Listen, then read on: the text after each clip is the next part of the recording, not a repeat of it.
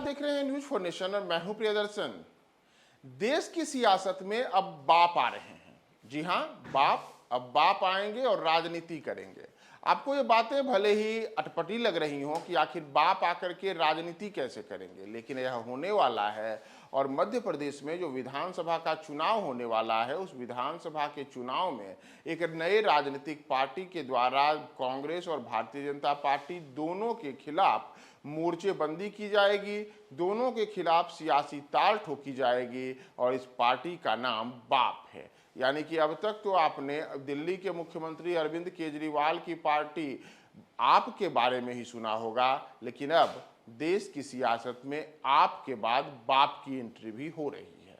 दरअसल मध्य प्रदेश में इसी वर्ष नवंबर दिसंबर में विधानसभा चुनाव होने के आसार हैं और मध्य प्रदेश की राजनीति इन दिनों चरम पर है।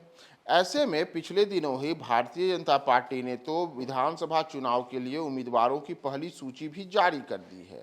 लेकिन इन सब के बीच अब मध्य प्रदेश की सियासत में एक नए राजनीतिक दल का उदय हुआ है। मध्य प्रदेश में जो यह नए राजनीतिक दल का उदय हुआ है, इस नए राजनीतिक दल का पूरा नाम है भारतीय आदिवासी पार्टी, यानी कि बाप।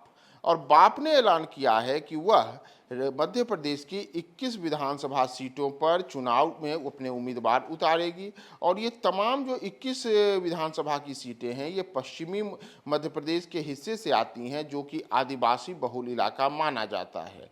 और आदिवासियों में भी भील आदिवासी बहुल इलाके में भारतीय आदिवासी पार्टी यानी कि बाप ने अपने आप को इस क्षेत्र में आदिवासियों के हितों की रक्षा के लिए खुद को आगे लाने का निर्णय लिया है। और इसके लिए बाप के मध्य प्रदेश के अध्यक्ष ईश्वर गरवाल ने बताया है कि उनकी पार्टी पश्चिमी मध्य प्रदेश में आदिवासी समुदाय के लिए आरक्षित सीटों पर चुनाव लड़ेंगी।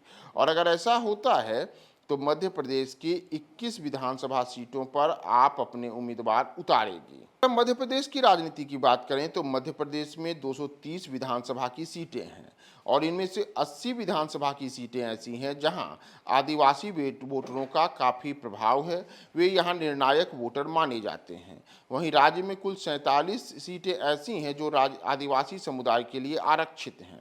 राज्य में आदिवासियों की कुल आबादी भी करीब 22% की बात आई जाती है। तो इसी को लेकर के आदिवासियों को आवाज़ को बुलंद करने के लिए भारतीय आदिवासी पार्टी का गठन किया गया है। और पिछले महीने ही अस्तित्व में आई इस पार्टी ने कहा है कि हमारी मांग है कि हम भील प्रदेश की मांग करते हैं, यानी कि पश्चिमी मध्य प्रदेश को तोड़ करके एक अलग राज्य बनाया जाए जिसका नाम भील प्रदेश दिया जाए, क्योंकि यह आदिवासी बहुल इलाका है और यहाँ पर बड़ी संख्या में सीटें आदिवासी समुदाय के लिए आरक्षित हैं।